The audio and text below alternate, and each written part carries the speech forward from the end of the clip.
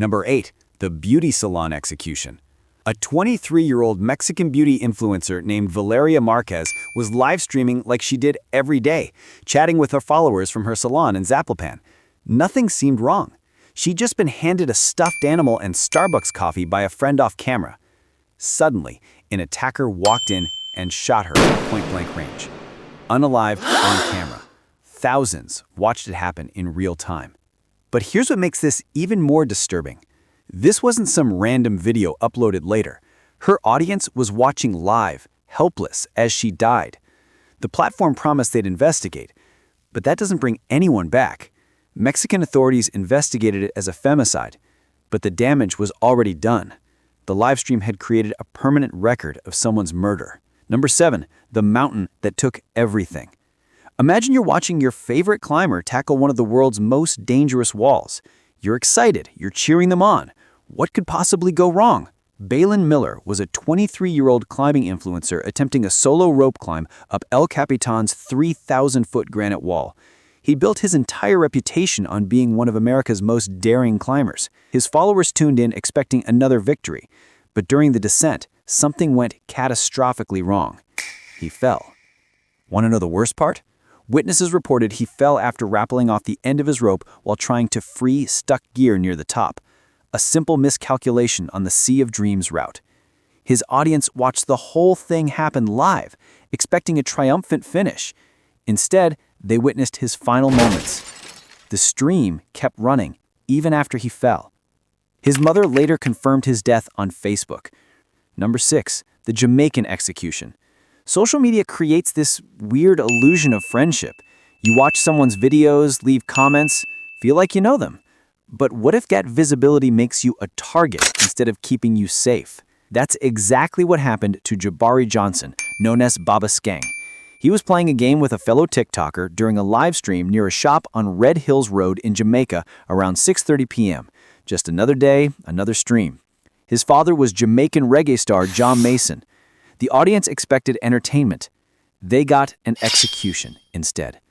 The video shows him talking, laughing, doing what he always did. Then everything changes. A masked gunman approaches from behind. He was shot dead in an execution-style attack, the 4th such killing of a Jamaican content creator. Police launched an investigation, but by then, the footage had already gone viral. People were sharing it, commenting on it, treating someone's death like just another piece of content. The question investigators couldn't answer was he targeted because of his online presence.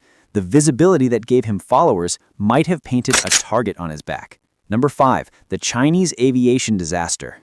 Flying looks incredible on social media. The views, the freedom, the absolute rush of being above the clouds.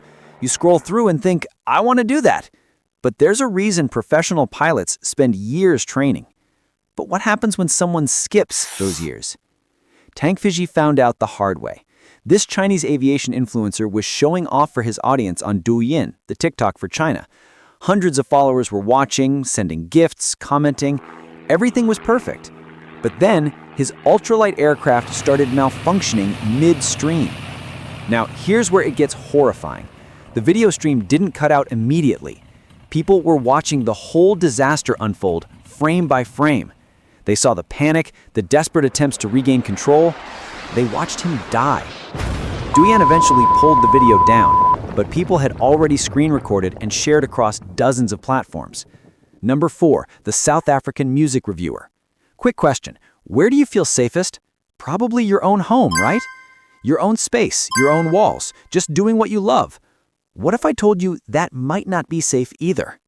Meet Sikwinse Mavelese, a 27-year-old Maskandi music reviewer streaming from his house in Dunator, South Africa. He was doing his usual thing, reviewing music, chatting with his audience about songs they loved. Just another chill stream. But then, an unidentified gunman burst in. They saw him suddenly look up, startled by something off camera. What was he looking at? A killer. Then came multiple gunshots. The phone dropped, the angle went sideways, and the live stream kept running for a few more seconds before cutting out.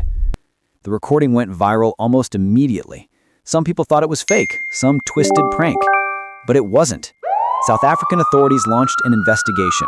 But whoever did this knew exactly where to find him. Being visible online had made him an easy target. The algorithm that helped him build an audience also helped him dox himself. Number 3, the French faith streamer. Talking about your beliefs online tends to attract attention. Sometimes good attention, sometimes deadly attention. Which kind will you get? You never really know until it's too late. Ashur Sarnaya was a 45-year-old Iraqi Christian refugee living in Lyon, France. He made live streams about his faith, sharing his story, connecting with other believers. He was in a wheelchair, vulnerable, just trying to spread a message he believed in. What could go wrong when you're just talking about your faith? He was live streaming on TikTok when someone attacked him, stabbed him right in front of the camera. The attack was brutal and deliberate, almost as if it was personal. His viewers watched in horror as the peaceful faith stream suddenly turned violent. French authorities investigated it, but the investigation revealed something terrifying. This wasn't random.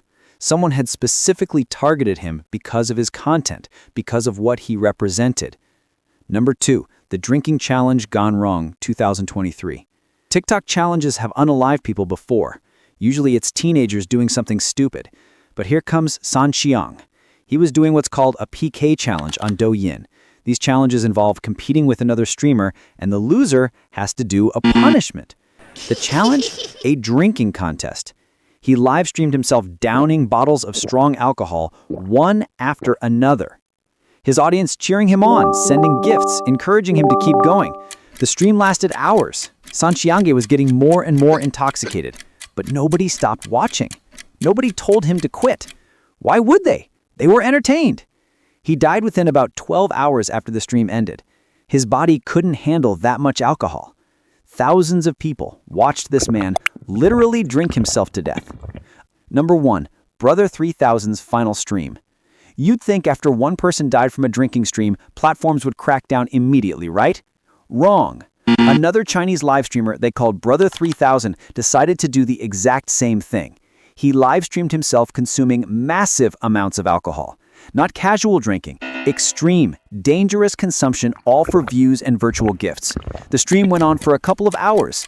People were sending him money, cheering him on, treating the whole thing like a game. And again, he also died within about 12 hours after the broadcast ended. His body just couldn't take it. These drinking streams were becoming common. Multiple Chinese streamers had died doing similar challenges. The platforms knew it was happening. They had added warnings, updated their policies. So why did people keep doing it? The money was too good, the attention was too addictive. Brother 3000's death sparked outrage in China, with people demanding platforms do more. But the streams continued anyway, because as long as there's money involved, someone will always take the risk, and someone will always be there to watch.